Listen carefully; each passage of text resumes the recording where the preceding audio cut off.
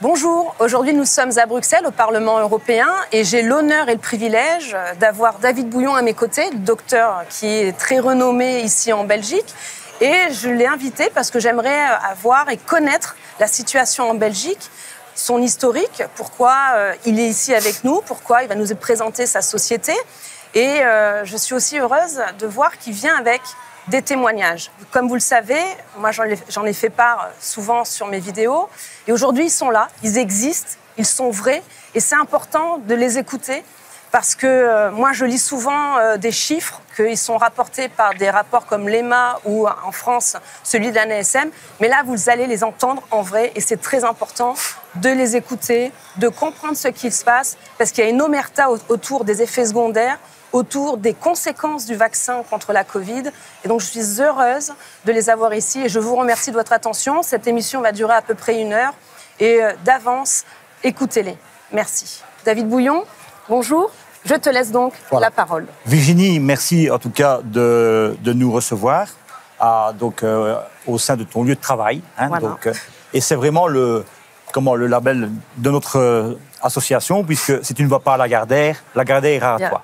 C'est pour ça que je voudrais dire aussi, Madame la députée, mille merci de nous recevoir, puisque en Belgique, il est impossible d'être reçu depuis 2020 par un député, un ministre, l'ordre des médecins, alors qu'ils savent qu'il y a une expertise de plusieurs milliers de patients qui ont été pris en charge face à cette infection Covid. Et aujourd'hui, je suis là pour prendre la responsabilité d'apporter un maximum d'informations. Donc, je ne critique pas, je ne veux pas être complotiste parce que je ne le suis pas, je suis simplement un médecin généraliste qui veut tirer une sonnette d'alarme auprès de la politique belge, internationale, mais surtout auprès des patients. Puisque, il faut le dire, le patient, aujourd'hui, est confronté à une vaccination expérimentale en phase 3. Je répète, le patient, jeune, jusqu'à la personne âgée, sont confrontés à une vaccination expérimentale stade 3.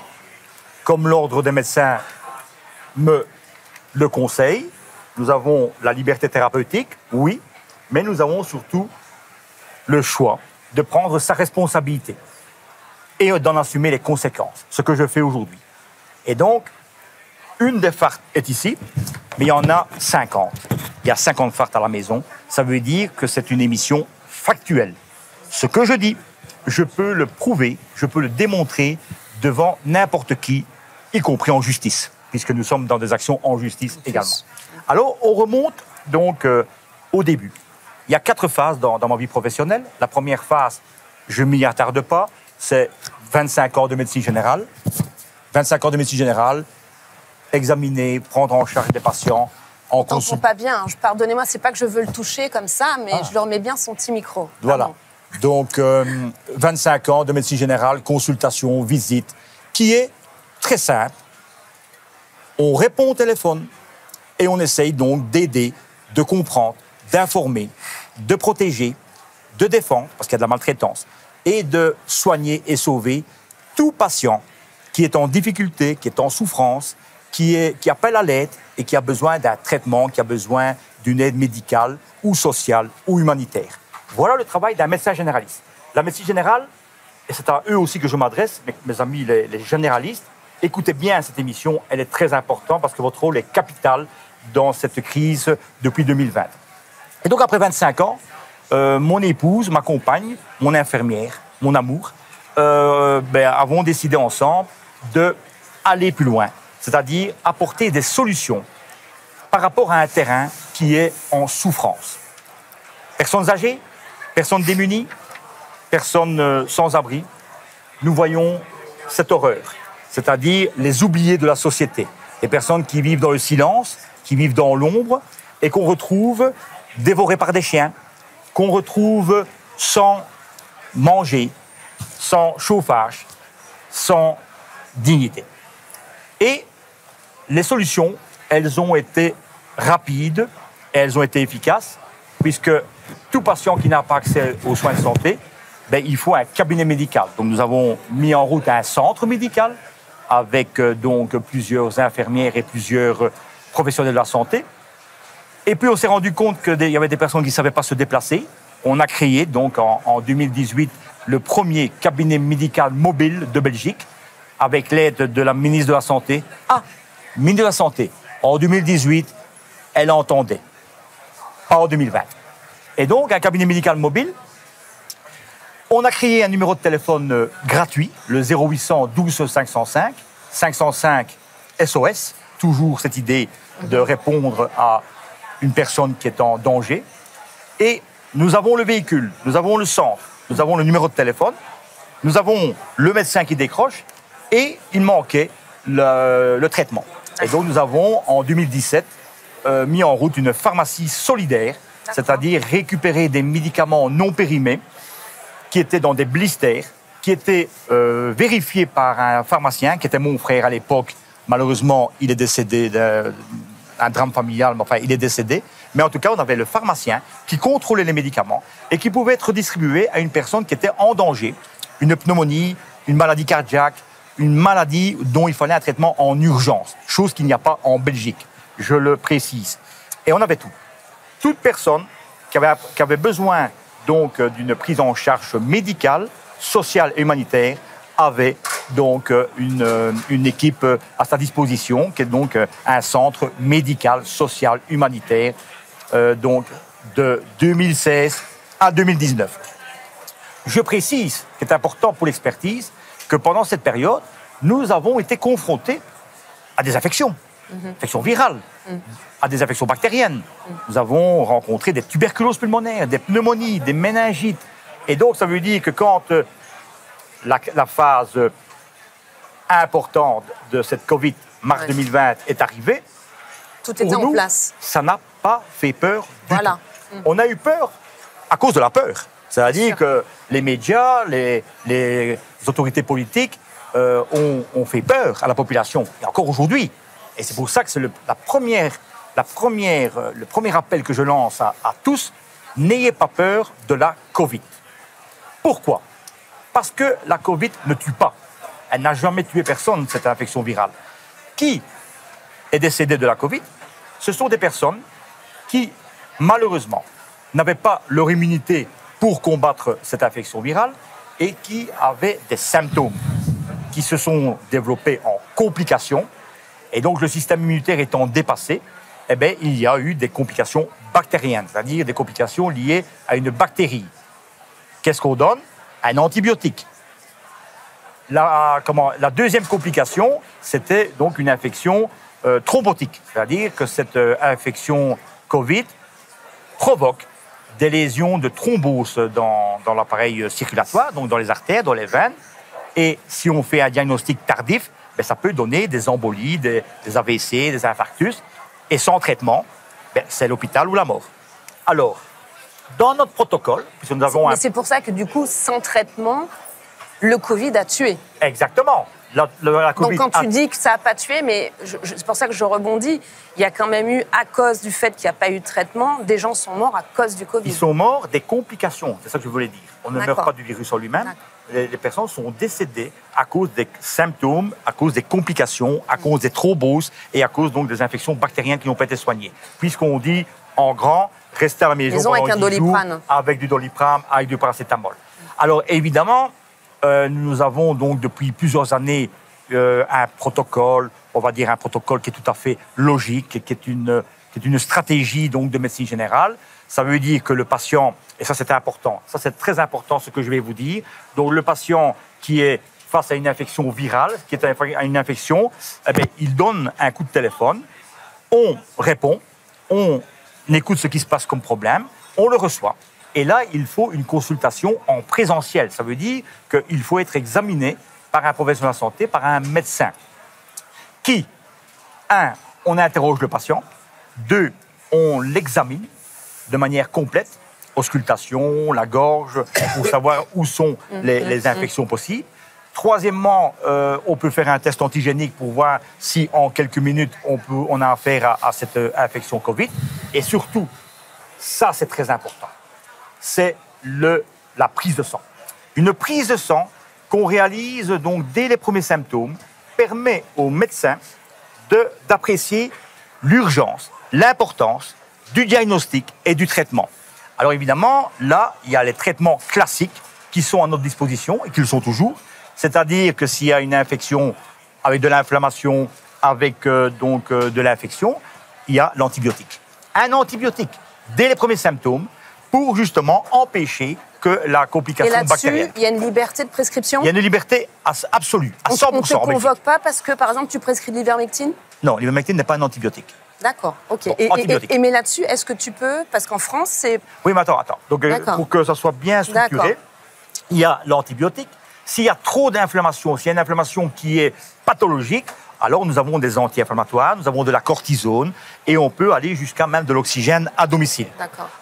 Il y a aussi l'autre complication que j'ai dit tantôt, c'était la complication thrombotique. Donc dans la prise de sang, on s'est repéré une élévation, une augmentation des dédimères. Les dédimères, ce sont des molécules qui augmentent dans le sang quand il y a quelque part un risque donc d'hémorragie qui se transforme en coagulation. Alors les dédimères, le traitement, plus il est donné tôt, quand elles sont élevées, plus on évite le risque de faire une thrombose. Et donc, ça veut dire qu'en ayant examiné les personnes très tôt avec des symptômes de thrombose, on fait dans l'ordre un traitement anticoagulant, soit en injection, soit par la bouche, et là, on évite les complications. Donc, ça veut dire qu'avec le protocole, quand il est complet, les personnes n'évoluent pas vers une complication qui justifie l'hôpital, l'ambulance, les urgences et les soins intensifs. Si on avait écouté ce protocole, si on avait suivi cette prise en charge tout à fait logique de médecine générale, on n'en serait pas venu à une vaccination expérimentale. Alors, ce qu'on a vu en 2020 aussi, c'est que grâce à la prise de sang, on pouvait aussi connaître deux autres données importantes. C'est d'abord qu'après une infection, tout patient peut produire des anticorps. Ah, des anticorps. Ça, c'est ce que produit le système immunitaire après une vaccination. Donc, anticorps aussi après une infection. Donc, les personnes savent s'ils ont des anticorps. Par exemple, moi, en octobre 2020, je suis monté à 1500 d'anticorps, alors que la norme est de 35. D'accord. Pas besoin de vaccination. Anticorps. Deuxièmement, ce que le gouvernement et ce que les experts n'ont pas suivi, c'est qu'en raisonnant de la manière suivante. Face à une infection qui est nouvelle, il suffisait aussi d'améliorer, de booster l'immunité, le système immunitaire. Je dis toujours que le système immunitaire est à l'organisme contre le virus ce qu'une muraille, des fortifications sont pour un château fort au temps du Moyen-Âge. L'immunité. Alors, l'immunité, c'est quoi? Ça veut dire, regardez si vous avez un taux normal de vitamine D. La vitamine D, il est prouvé, on l'a prouvé par notre étude, par notre expertise, que plus on a la vitamine D élevée, plus on sait se défendre mieux contre une infection virale, donc contre la Covid. On ne l'a pas fait. Nous avons d'autres substances, le zinc, le glutathion, la vitamine C. Il y a tellement d'éléments qui peuvent lutter. Mais tu es le seul médecin à avoir mis en place ce protocole? Oui. Nous sommes le seul puisque, et je le dis haut et clair, on est quand même à plus de 20 000 patients pris en charge en médecine générale et on a plus de 10 000 prises de sang. Donc on a une expertise. Alors, je suis le seul, j'ai envie de dire oui. Pourquoi? Parce qu'en décembre, ce protocole, cette façon d'examiner va être entendue par la RDC. Très bien. Voilà. Et tu me disais que tu avais aussi des patients français qui... Alors, donc, sachant qu'il y avait une prise en charge précoce, sachant qu'il y avait des personnes, et ça, notre ami Eugénio en parlera après, sachant qu'il y a des personnes au bout du téléphone qui étaient en souffrance, qui étaient asphyxiées, qui étaient avec des pneumonies, qui étaient en danger de mort, le 0800 qui était sur les réseaux sociaux, qui était ma seule possibilité d'informer les patients, ils sont venus des quatre coins de Belgique, du Grand-Duché de Luxembourg, de France, de l'île Maurice, pour être pris en charge immédiatement. Et c'est pour ça que nous avons une majorité, quasiment 100% de guérison, quand la Covid, avec complications et symptômes, ont été pris en charge.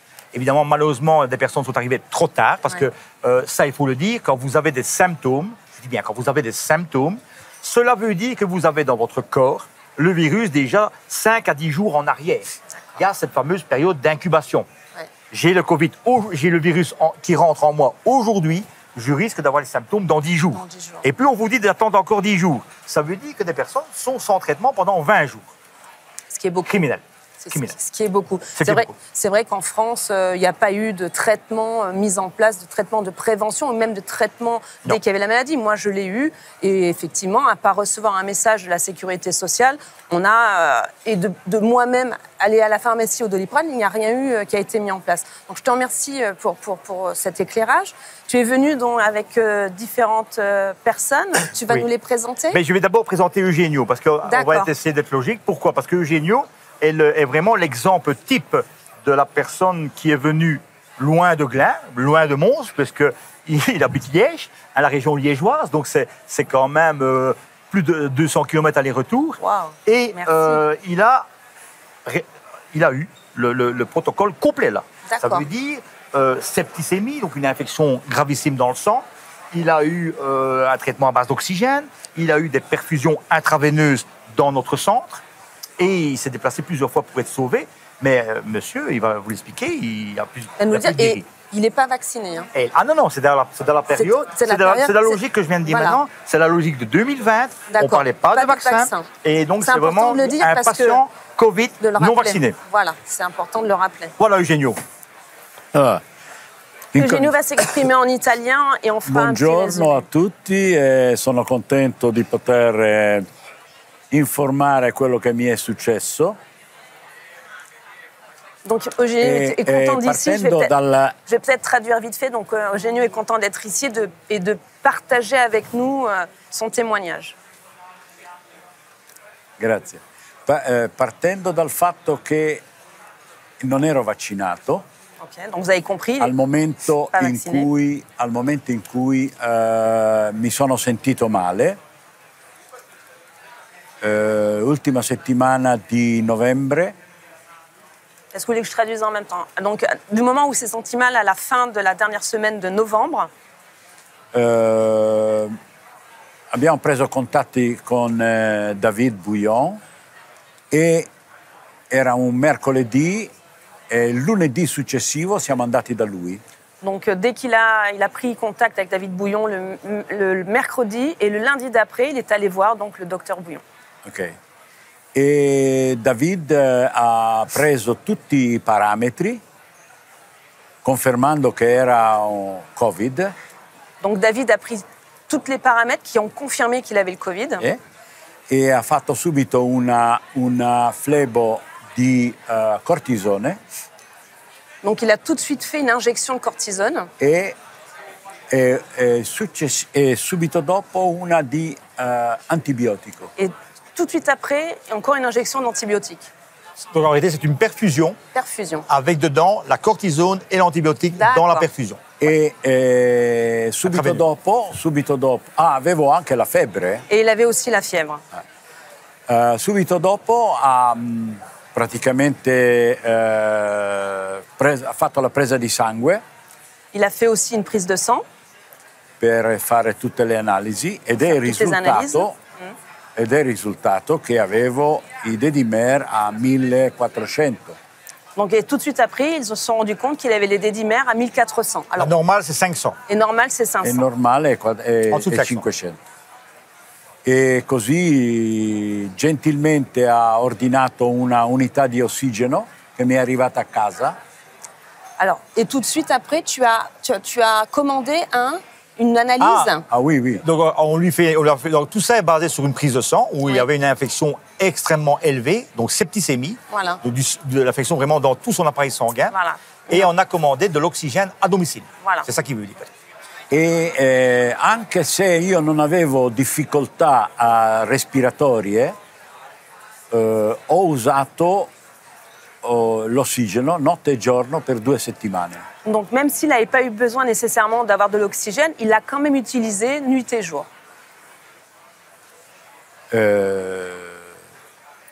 Certamente al di là di tutte queste cure, Ho preso vitamina D, vitamina C, zinc e tutte quelle cose lì che mi hanno aiutato a rinforzare il mio sistema immunitario. Donc pendant toute cette cure, pendant ces 2 semaines, il a pris de la vitamine C, la vitamine D, du zinc, et en fait, ça l'a aidé à retrouver son système immunitaire.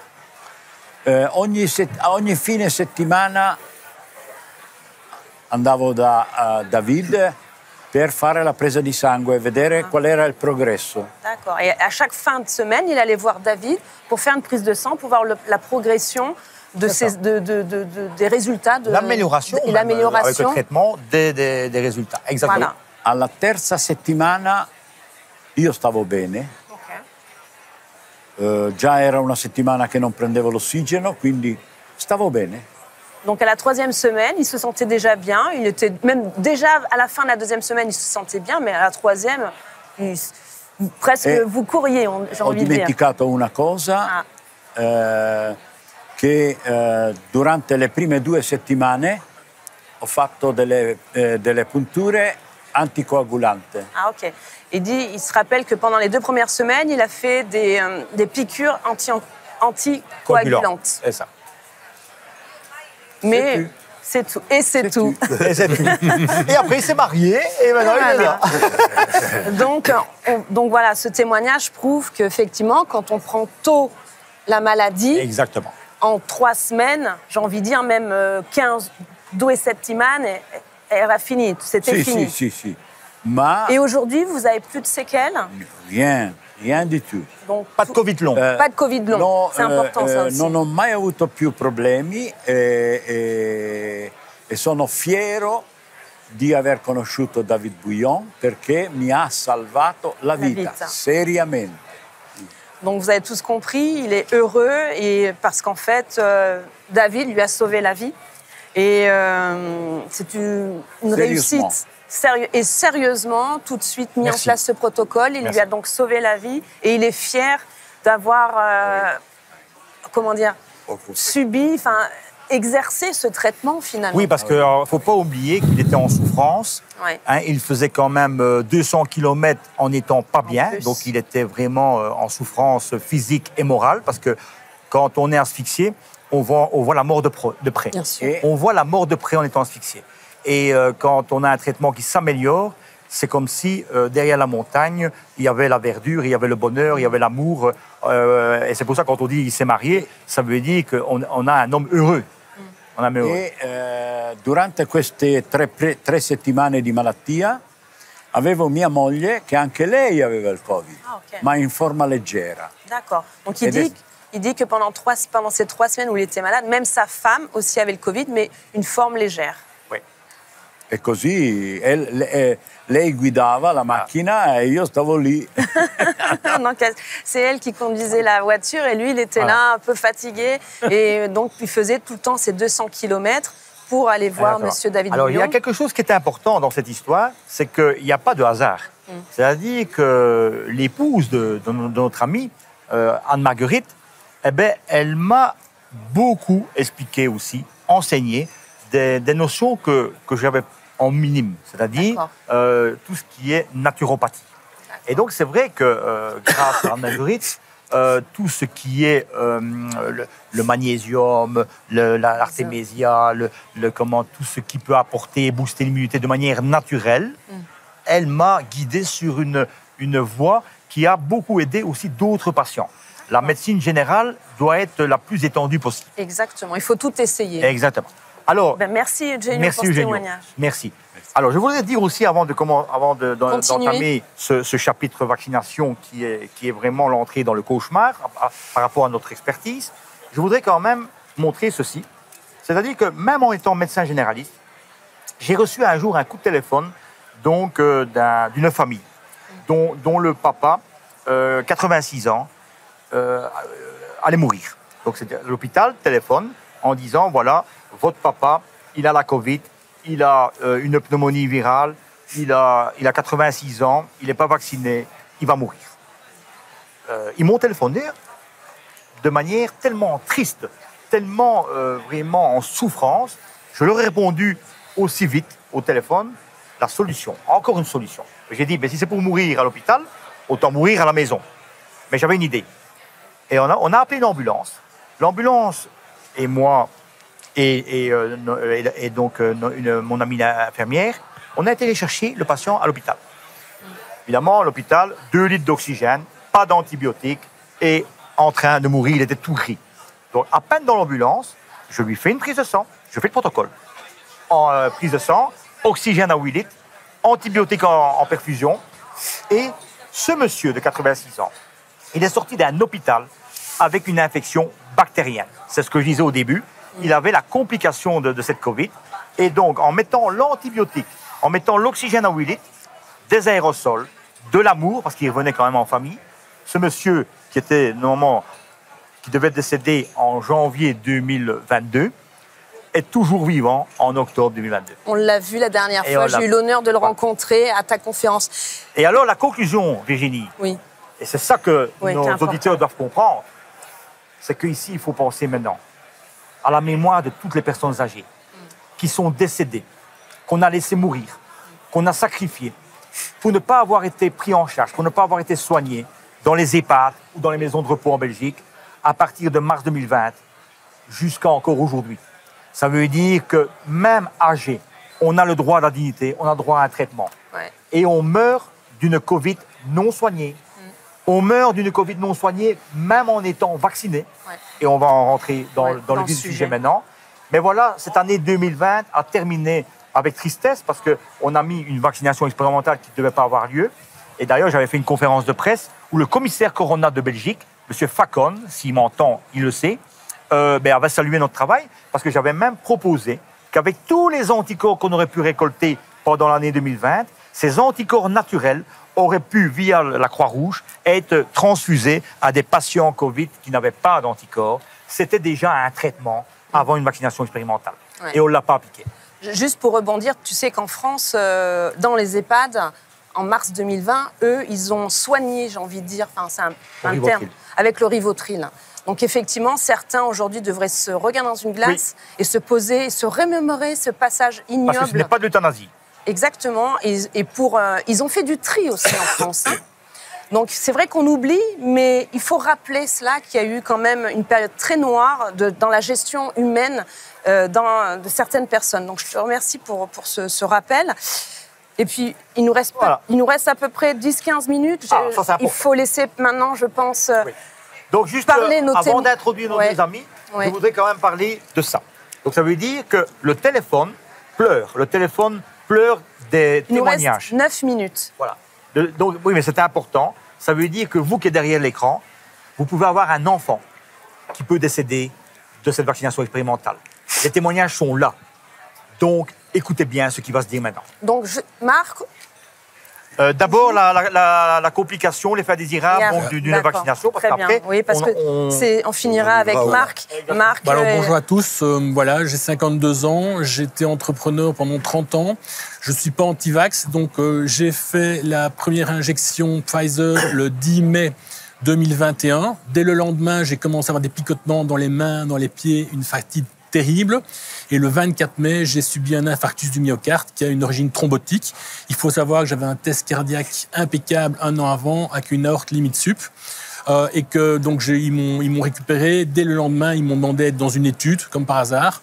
Et que depuis lors, en fait, je subis des effets secondaires terribles parce qu'en fait, on ne m'a même pas déconseillé de faire la seconde dose. Donc j'ai fait confiance à l'époque. J'ai même eu la seconde dose. Donc j'ai, avec la première dose, eu un infarctus, avec la seconde dose, des problèmes neurologiques. Tout est attesté dans un dossier médical où tout est chronologique, tout est bien expliqué. À l'heure actuelle, donc ça fait plus d'1 an et demi après, j'ai toujours des paresthésies dans les mains. Je vois trouble régulièrement et alors j'ai toujours des douleurs fantômes au cœur et on m'a déclaré handicapé à plus de 66% parce qu'en fait j'ai des cicatrices au cœur qui provoquent des extrasystoles et qui peuvent provoquer une mort subite à tout instant en fait. Donc voilà, donc je tiens à alerter absolument. J'avais sur ton analyse mon dossier médical avant la première injection Pfizer, il n'y avait rien. Après, j'ai une succession d'effets secondaires qui provoquent chez moi un trouble moral, psychologique et financier parce qu'il faut penser que ma société n'a plus fonctionné et que, en fait, j'ai 52 ans, ça s'est passé à 50 ans, j'aurais encore dû travailler minimum 15 ans. Donc, c'est quelque chose qui est absolument anormal. Et j'ai quand même la chance d'être vivant, parce qu'il y a beaucoup de gens qui n'ont pas ma chance. Voilà. Vous signez un consentement éclairé. Non, j'ai rien signé du tout. Voilà. Juste une question, c'était quel vaccin? Le Pfizer. D'accord. Et vous avez porté plainte? Oui, j'ai porté plainte. J'ai déjà porté plainte 3 fois, une fois en mon nom propre, en tant qu'administrateur de société, et plus récemment, parce qu'en fait, il faut savoir qu'on a continué à m'envoyer des convocations pour la 4e dose, alors que j'ai fait moi-même 2 déclarations d'effets secondaires graves à la FPMS, dont un infarctus et des problèmes neurologiques graves. Et on continue. Il n'y a pas de suivi, il n'y a pas d'appel. Donc moi, j'appelle ça du harcèlement et une tentative d'empoisonnement à la vue des effets secondaires. Comme c'est un produit qui est en phase test, il devrait avoir une pharmacovigilance à la minute, voire à la seconde. Pas un truc géré. Et invitation sans le moindre effet indésirable noté. Tout à fait. Tu n'étais pas au courant. Non, rien du tout. Et là, vous êtes dans une phase maintenant de recours juridique. Ah oui, attendez, je suis impacté très Bien fort. sûr, parce que vous avez dit que vous êtes en invalidité, là. Ah oui, je suis en invalidité à plus de 66%. J'ai entre 1 000 et 1 200 euros par mois, alors qu'avant, j'avais une société, un an avant, je faisais encore 350 000 euros de chiffre d'affaires. Et un suivi médical par... Donc j'ai été pris en charge en partie par le docteur Bouillon qui m'a conseillé. En fait, dès que j'ai commencé à comprendre que c'était dû au vaccin, j'ai contacté différents médecins. Mon généraliste, mais qui reste dans l'ombre et qui m'a très très bien soigné. Le docteur Gaëtan Beckart, le docteur Bouillon, le docteur Agré en France, qui a beaucoup de problèmes parce qu'il a publié des certificats de décès. Il soigne. Moi, depuis 1 an, j'alerte tout le monde. Je croise des gens dans la rue en faisant mes courses. Je leur dis, écoutez, j'ai fait un infarctus. Je n'avais aucun facteur de risque. D'autant plus que j'ai fourni à la justice un document interne de chez Pfizer où il parle des myocardites et des péricardites. Et ça date du mois d'août 2021. Et j'ai également prévenu en très haut lieu au mois d'octobre et on m'a demandé de ne pas m'en occuper. Alors ça, je trouve pas ça normal. Donc c'est en octobre 2021 que j'ai prévenu en très haut lieu. Je trouve pas ça normal. Et donc tout est déjà en bonne main chez différents avocats. Et voilà. Et j'espère pouvoir faire confiance à la justice. Et pas de suivi après l'injection. Ah non, rien. Pas de prise de sang, pas d'hospitalisation, rien. C'est important de rappeler les chiffres. Moi, je l'ai fait donc lors de l'audition de Pfizer lundi après-midi. Donc j'ai parlé des effets secondaires puisque nous avons des rapports. Vous êtes la preuve vivante. Malheureusement, on a des cas précis. Moi, j'ai rappelé des chiffres, comme je l'ai dit. Donc, rapport de l'EMA, c'est en France 30 000 cas très graves. Au niveau européen, c'est plus de 900 000 cas répertoriés. Donc, ça va de l'embolie pulmonaire à l'AVC, au décès. Je rappelle que dans le rapport de l'EMA, c'est 8 209 décès suspicieux. Et voilà, et donc ça continue au niveau des familles. Mais ça, ils sont plutôt dans les stats et dans les chiffres. Mon ami Doyer, voilà. Et c'est vrai que c'est malheureux de ne voir que finalement le principe de précaution n'a pas été mis en place et qu'aujourd'hui, même avec des chiffres, on ne se pose pas la question de la responsabilité des laboratoires et aussi de la continuité de cette politique vaccinale. Mais j'arrête de parler, je voudrais maintenant laisser parler. Et alors, vraiment, Marc, et je te laisse la parole. Marc, je ne sais pas si vous vous rappelez, j'avais fait une vidéo où je parlais de Jennifer. Donc je suis émue, donc maintenant je laisse la parole. Et pour conclure, on va finir avec Marc. Ben voilà, bonjour à tous et à toutes. J'ai déjà expliqué en détail cette journée du 8 avril de 2022, où le cauchemar a commencé, où la révolte s'est installée en moi. Ma fille Jennifer, qui n'avait pas encore 42 ans, a été retrouvée en début de matinée morte à son domicile. Ce jour-là, lorsqu'après avoir réalisé le drame qui venait de se dérouler, je me suis rendu à son domicile. Le médecin légiste était déjà passé. Mon enfant était toujours allongé dans le salon, recouverte d'une couverture. Son décès a été qualifié de cause naturelle, un arrêt cardiaque. La police, encore sur place, m'a vivement recommandé de ne pas la regarder car elle n'était vraiment pas belle. Son compagnon est passé outre et a voulu la voir une dernière fois, avant que la fourgonnette mortuaire l'emporte définitivement. Il a été choqué. Il m'a dit qu'elle était toute bleue et les veines saillantes. Au début d'année, Jenny avait reçu sa 3e injection du produit Pfizer. Elle avait été obligée de se plier à cette prise de risque car, suite à un licenciement économique, elle avait décidé de complètement changer de carrière. Et à 40 ans, avait repris des études d'aide-soignante. Et sans être injectée, elle n'aurait pas eu accès au stage qui lui permettait de décrocher son diplôme et d'entamer une nouvelle vie vouée à aider et soigner les autres. Cependant, entre la 3e injection et le jour de son décès, elle ne se sentait plus bien du tout. Elle était plus en forme. Pourtant, elle n'avait jamais eu de problème important de santé. Ni asthme, ni soucis cardiaques, ni prise de poids. Aucune comorbidité, rien. Elle a été rapportée à son compagnon par les amis de classe qu'elle avait des palpitations, des sensations d'oppression au niveau thoracique et que ses mains et ses bras et étaient froids, qu'elle était vite essoufflée. Elle avait également de subites accès de transpiration. Cela devait la tracasser puisqu'elle avait pris rendez-vous chez son généraliste et devait le voir le lundi suivant. Cela fait maintenant plusieurs mois que je suis désenfanté et que je me pose toujours énormément de questions. Il y a peu de temps, j'ai pu rencontrer le médecin légiste qui avait examiné Jennifer et il m'a dit qu'elle avait succombé à un arrêt cardiaque suite à une embolie pulmonaire créée par un caillot de sang. Il n'était pas informé qu'elle avait reçu ces 3 injections. Et donc, le lien de causalité n'a pas été fait directement. Aurais-je dû demander une autopsie? Oui, peut-être, mais j'étais incapable d'infliger cela à ma fille, en plus. Si elle m'avait parlé de ses problèmes post-vaccinaux, aurais-je eu le réflexe de l'inciter à aller immédiatement faire une prise de sang afin de vérifier son taux de D-dimer? Oui, sans doute. Grâce à cela, aurait-elle été soignée et sauvée? Moi, je le pense. C'est pourquoi, en sa mémoire, j'ai décidé de soutenir le docteur David Bouillon à côté de moi afin d'informer sur la nécessité de surveillance et de suivi. Une prise de sang peut vous sauver la vie. Il existe encore des médecins qui respectent le serment d'Hippocrate. Je tiens à vous remercier chaleureusement, Madame Joron, pour votre engagement.